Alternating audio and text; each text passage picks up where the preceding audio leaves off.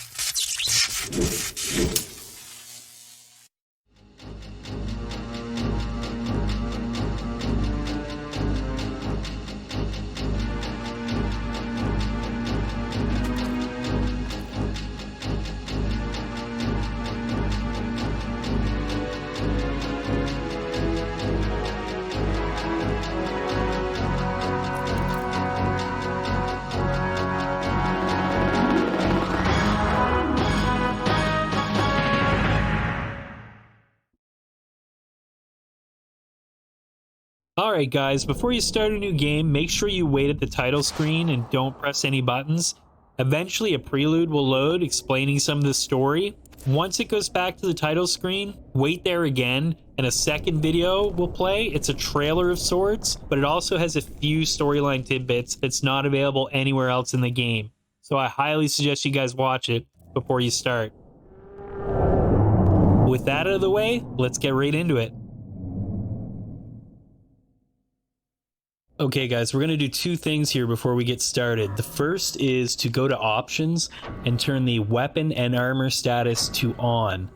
That way, if our weapon or armor status changes, we get a notification on the bottom left hand side of the screen.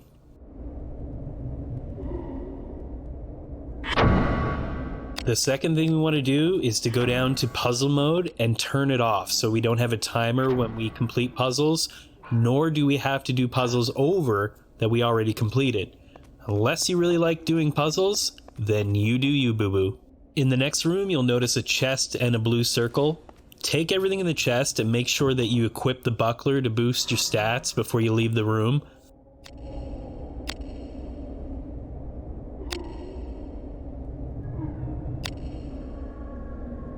The blue circle is a save point that you can access if you stand on it and enter the menu. Make sure you save often. Also, it probably wouldn't hurt, guys, to get used to the game's menus and controls in this room.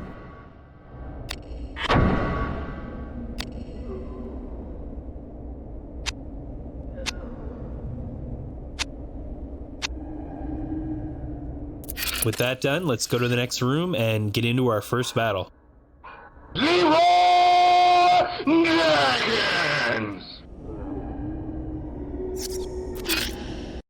When you enter a room with an enemy, assume the fight has started and draw your weapon.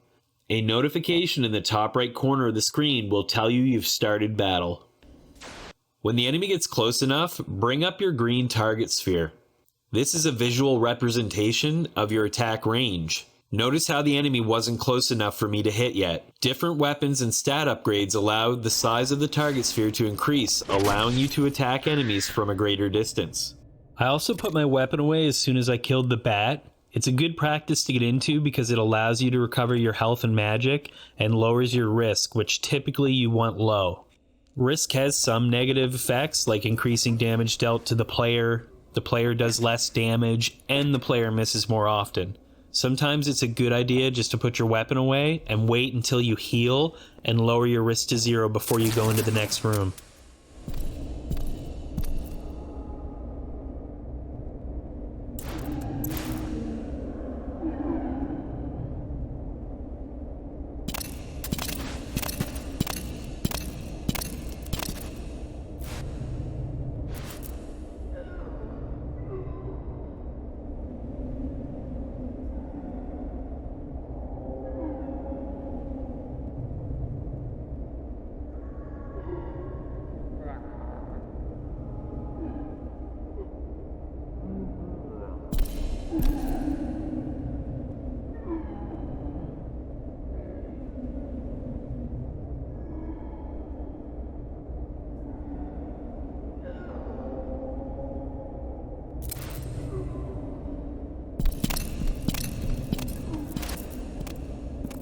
When we regain control of Ashley again, just go up the stairs.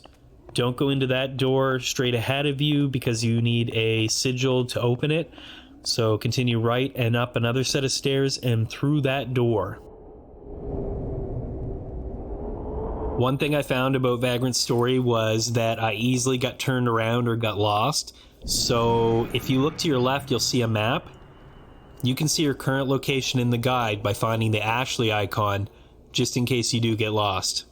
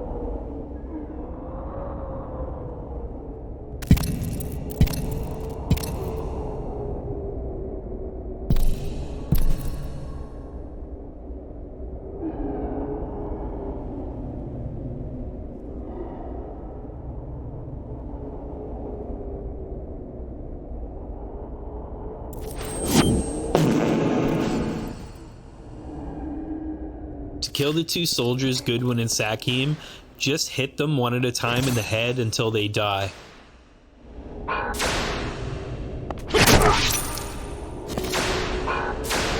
If the image of Ashley in the bottom left corner as body parts turn red, that area has been crippled by enemies. The right arm cuts physical damage in half, the left arm cuts dodge rate in half, head stops you from casting magic, body doubles your risk and attack range is decreased, and finally the legs cuts your movement speed in half. Here you can see the enemy hit mine and they turned from blue to green. Eventually, if they got hit enough, they would turn red, and that would decrease my movement speed. You can heal damaged body parts by using healing magic or healing items. Once you kill both the soldiers, use the Cloudstone, that's the levitating block, to cross the passage towards the exit in the southeast corner.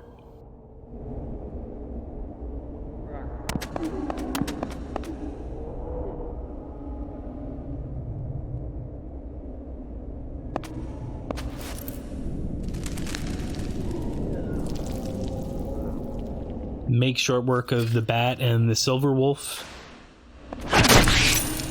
Here you can see me attacking the silver wolf and staying out of its range. That way I can try to get another hit in on it so I can kill it before it's able to attack me. And I put my weapon away. It's something that you want to get in the habit of. That way the HP and the MP in the top left corner go up and my risk goes down before my next fight.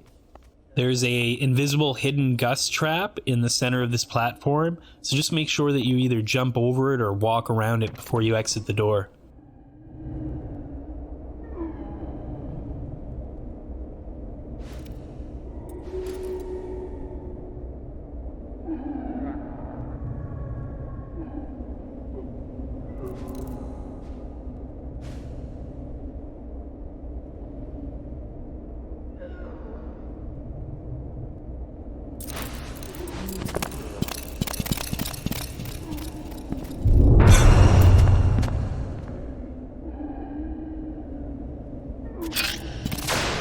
Two more knights attack in this area. One will leap over the embankment, so immediately draw your weapon.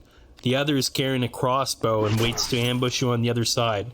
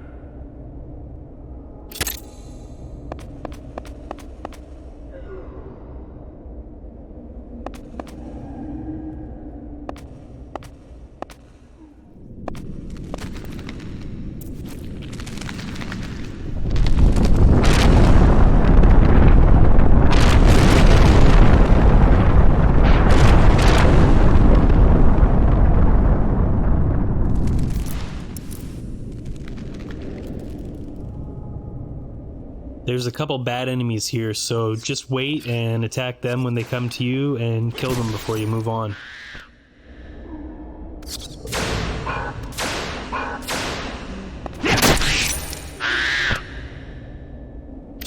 Once they're dead, jump up onto the ledge on the right and then jump across to the ledge on the left and then kill the wolf before you go through the door to the left.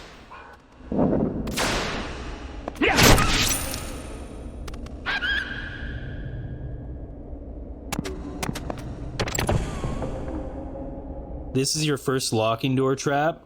Basically, you have to just kill all the enemies in the room before it will be released. So I killed the bat first because it was closest to me, and then I started attacking the wolf that was closest to me while running to the left, trying to stay out of the range of the wolf to the right, the second wolf, and trying to keep the table between me and that wolf until I was able to kill the first one and then move on to the second one and kill it as well.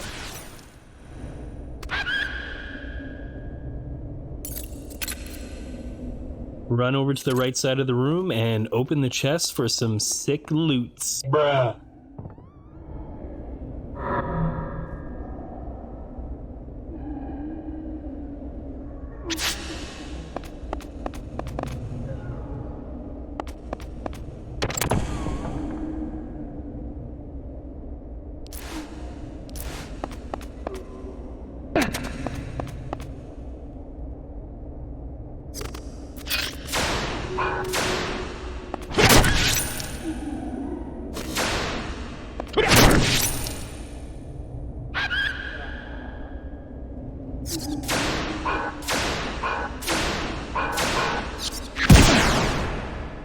This area gives us our first taste of many box puzzles. This one's quite easy though. Just jump up onto the ledge, grab the top box, and walk off the north side of the ledge and throw it at the box.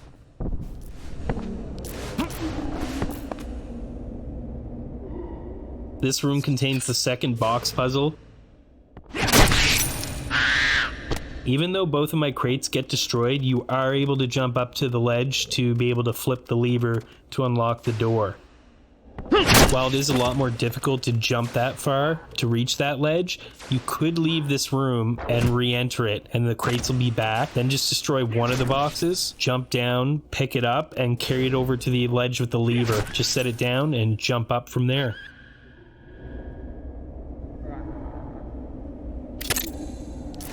When you flip the lever, you've only got about 2 seconds to get out the door, so make sure you're ready to just jump off the top and go in the door as quick as possible.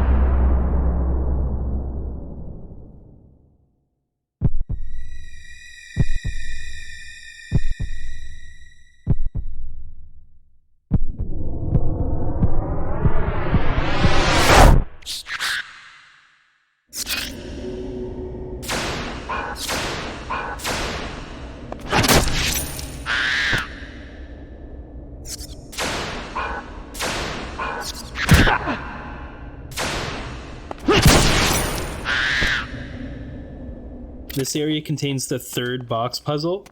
This one's really easy too. All you have to do is just destroy one of the 3 wooden crates. That'll allow Ashley to pick up the box, carry it over and set it beside the platform by the exit, climb up onto the box, and then jump up to the door. In this room, just grab the items out of the chest and then come down and save your game, because the next room is going to be our first boss fight, the Minotaur.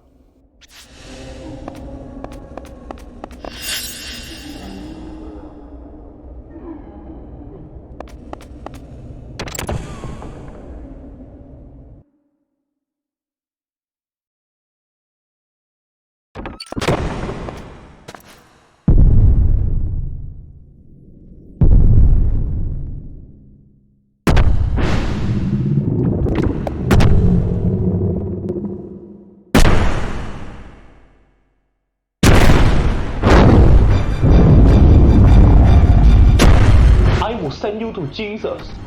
First thing you want to do is close in the distance with the Minotaur, get in as close as you can, and then start attacking his head over and over until he's dead. And that is pretty much the only strategy you need for this guy.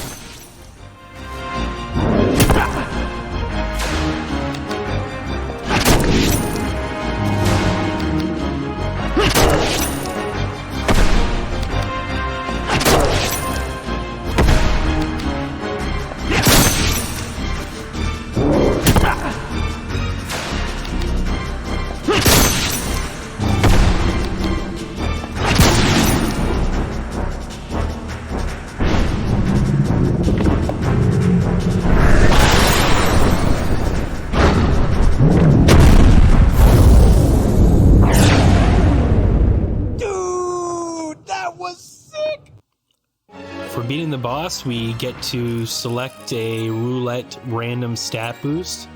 So just pick whatever. I don't think you can really manipulate it in your favor. You just kind of gotta hope for the best on this one.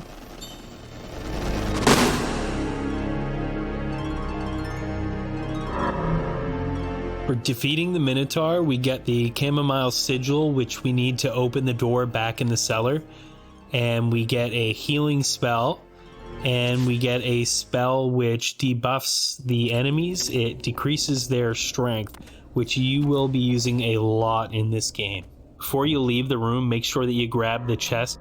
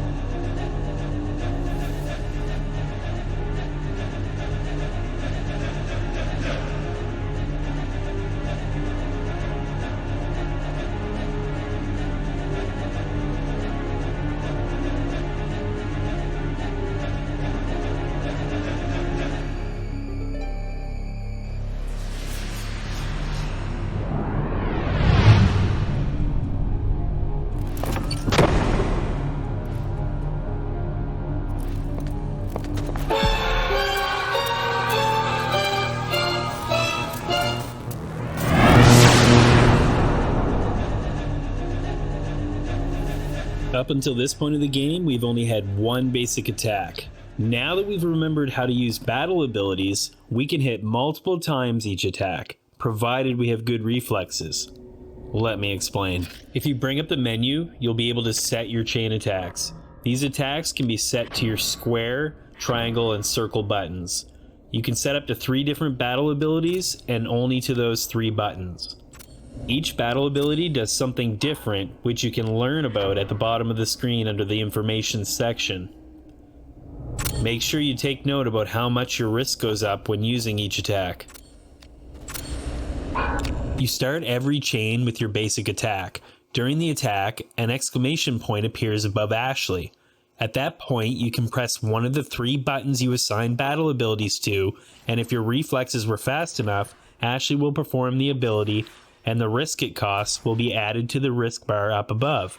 If successful, Ashley will get another exclamation point above his head. You must choose a different battle ability than the one you just used, and press that button just as the exclamation point appears.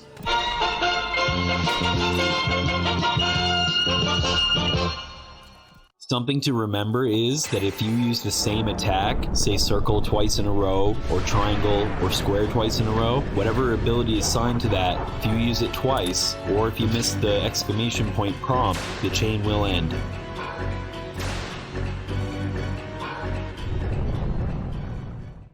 With those explanations out of the way, let's continue on.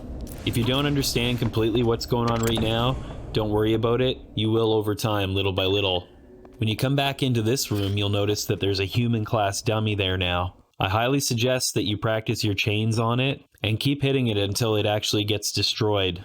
That will increase the damage you do against human enemies. If you look down in the bottom right, you'll notice what your stats should look like when you're done defeating that dummy. It gives you quite a boost against the enemies ahead. I highly suggest that you do it and then save before we move on.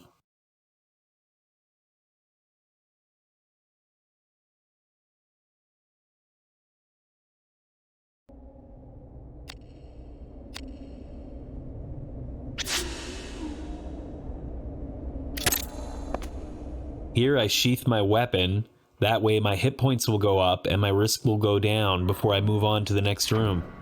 I'm also going to use the new healing spell that we got for defeating the Minotaur, which allows us to learn it permanently.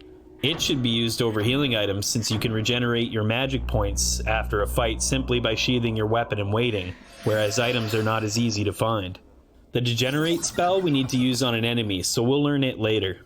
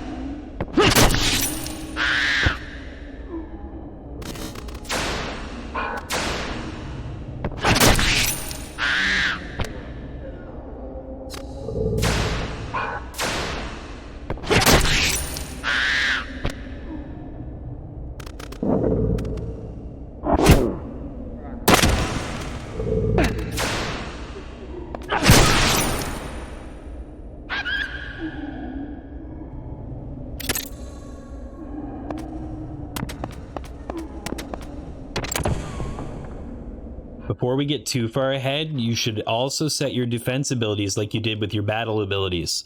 When an enemy attacks, you can choose a defense ability by pressing the exclamation mark above Ashley to counter the attack. These will be harder to get because each enemy has many attacks, and the exclamation point is hard to gauge sometimes because they're different for each enemy and their different attacks. You can do it! Some bosses you'll hit for nothing when you attack, and a defense ability may actually cause you to reflect damage back or heal you when the enemy attacks you, so you shouldn't dismiss them altogether. Load a save game and practice until you get comfortable you can get some of them if you find you're dying too much.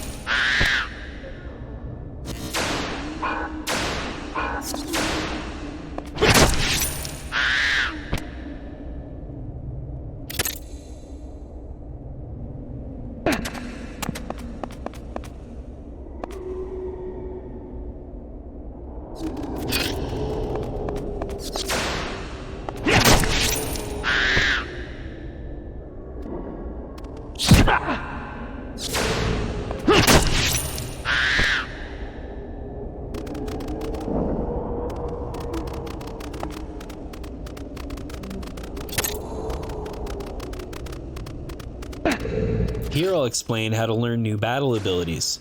Each time you successfully chain together 2 attacks, you get an experience point that goes towards learning new battle abilities. If you open the menu, you can go into the battle abilities submenu and see how many chain points you'll need to learn your next battle ability. Once you get enough, you'll be able to choose one, but remember to map it to one of the 3 mappable buttons, square, circle, or triangle, before you'll be able to actually use it.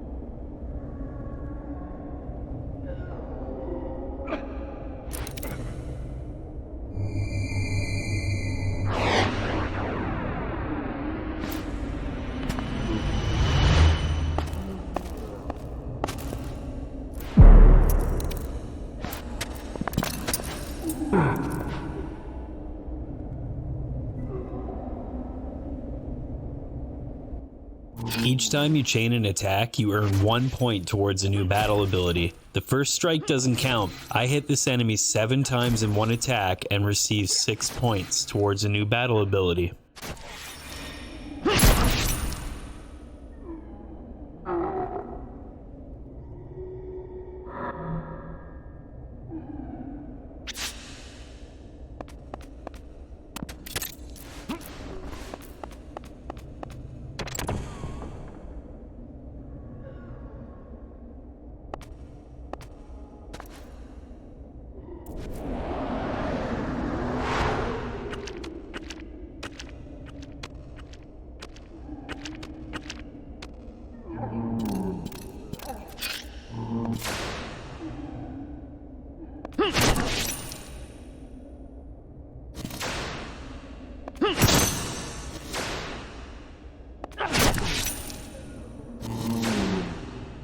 So for this enemy, with the 2 hits, I got 1 point towards a new battle ability.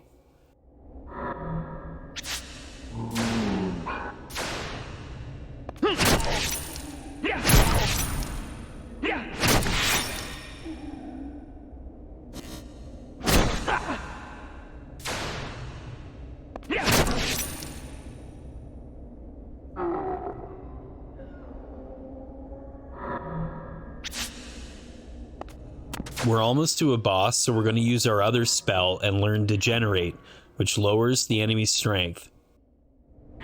You'll be using these types of buffing and debuffing spells throughout most of the game, so get used to it.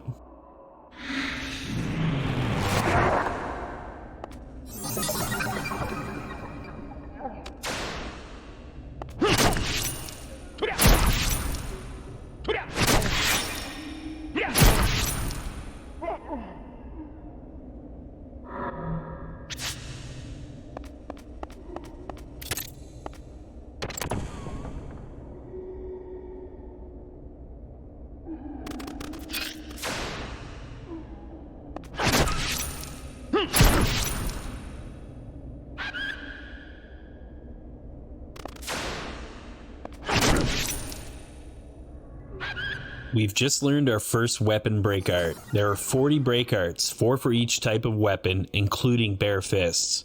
Break arts are special moves that drain your hit points when you use them, but can have different affinities and types than the equipped weapon, which can sometimes get you out of a pinch. You'll learn more about class, affinity, and type later.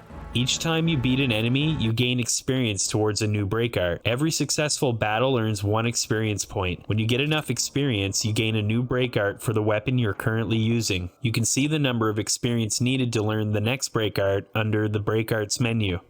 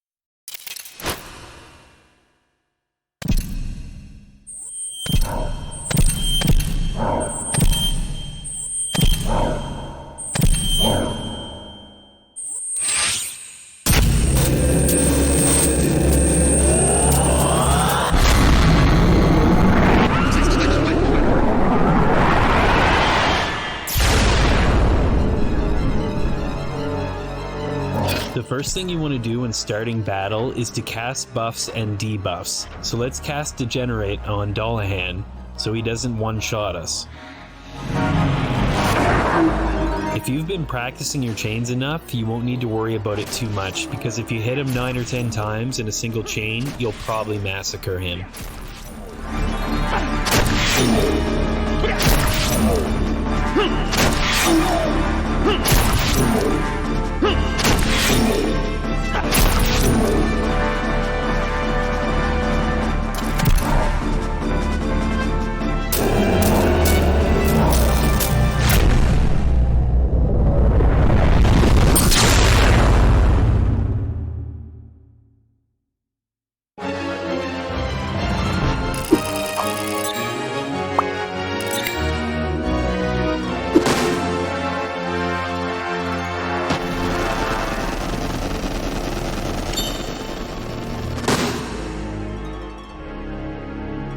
For beating Dullahan, we get a couple elixirs which permanently increase our stats and a new spell.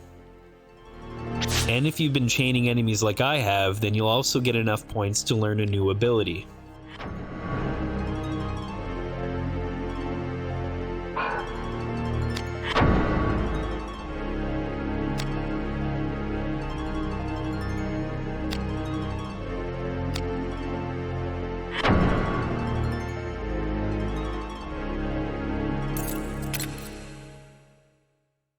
Before you leave the room, grab the chest and make sure to get the Braveheart gem.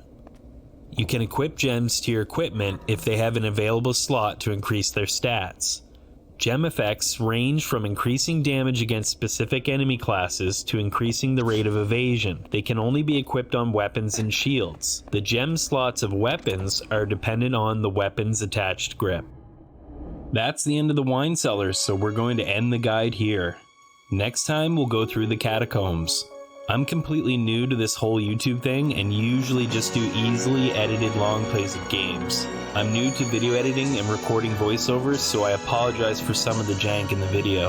I had a great time making this video and would appreciate if you guys would give it a thumbs up and consider subscribing to my channel for more. Throw a comment under the video to boost the YouTube algorithm for me and to help spread more Vagrant Story content to people all over the internet. Thanks for watching, guys, and until I finish part 2, stay solid.